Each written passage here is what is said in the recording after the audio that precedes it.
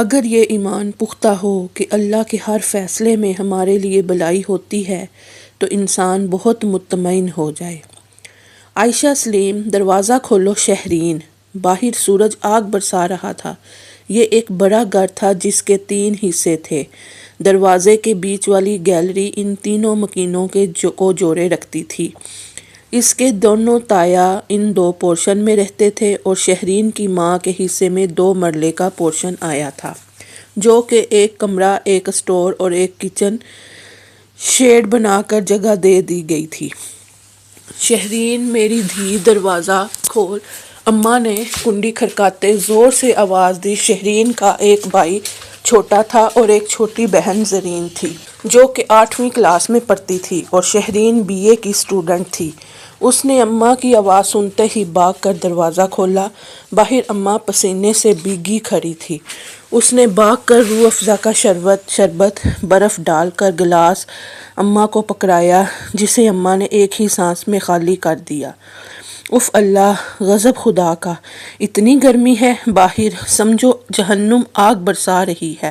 اماں نے شربت کے اوپر ایک گلاس ٹھنڈا پانی گھٹا گھٹ چڑھا لیا تو اماں کس نے کہا تھا کہ ابا کی پنشن آتے ہی بازار سے سودا لینے چلی جاؤ، تھوڑا ٹھنڈا ٹائم ہونے کا انتظار کر لیتی۔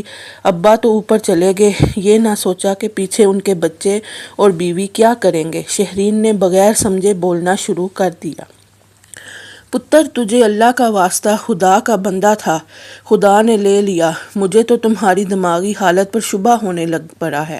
کون ہے ہمارا کرنے والا؟ ایک چھوٹا بھائی جو 4 سال کا ہے، یا وہ تمہارے تایا زاد جن کو کبھی فرصت نہیں ملی کہ چھوٹے چچا کی اولاد کی کوئی ضرورت ہی پوچھ لیں؟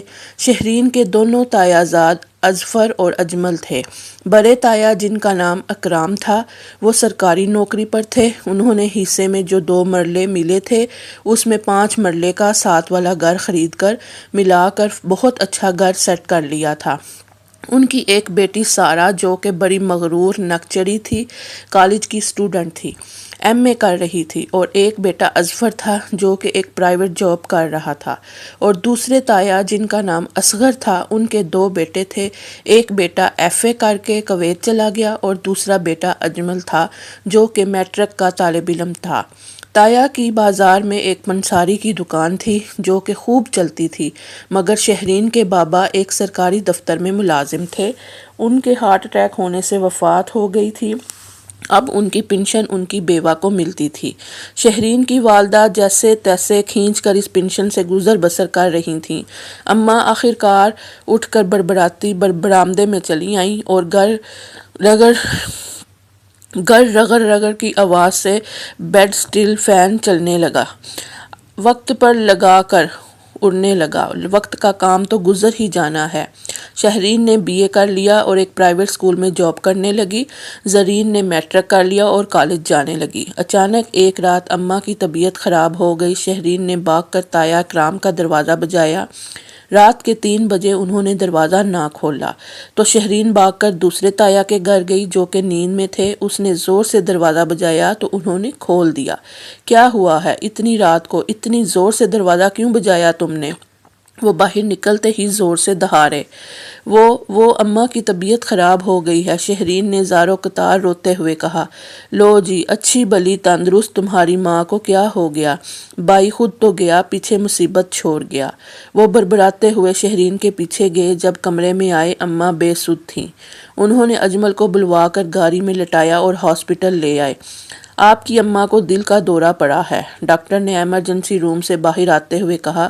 پلیز ڈاکٹر صاحب، میری اماں کو بچا لیں، کچھ بھی کر کے۔ شہرین کی ہچکیاں بند گئی۔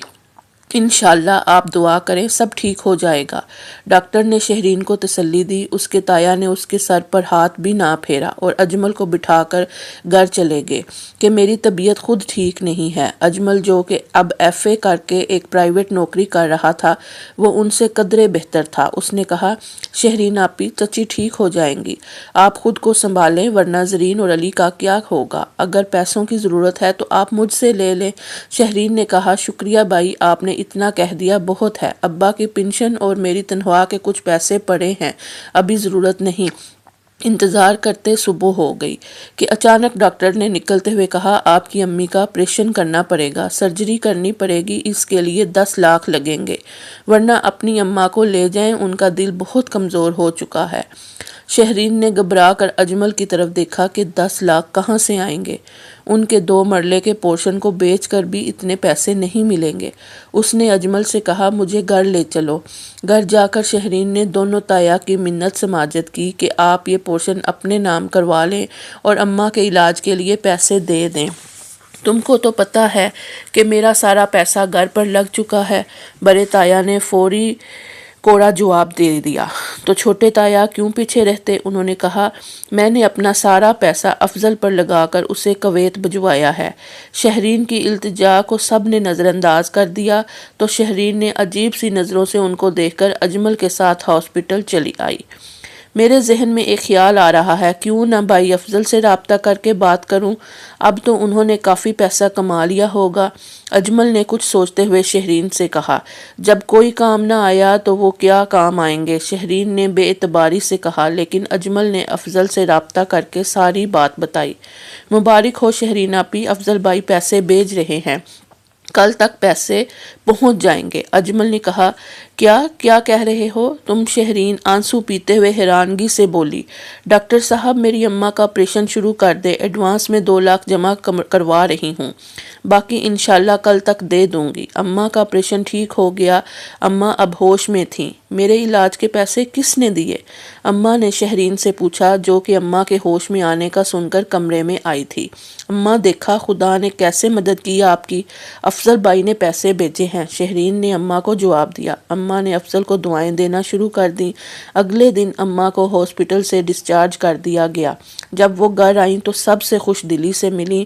اجمل اور شہرین نے پیسوں کا ذکر کسی سے نہیں کیا۔ ایک رات زور سے چیخوں کی پکار سے شہرین اور اماں کی آنکھ کھلی تو وہ بھاگ کر باہر آئیں۔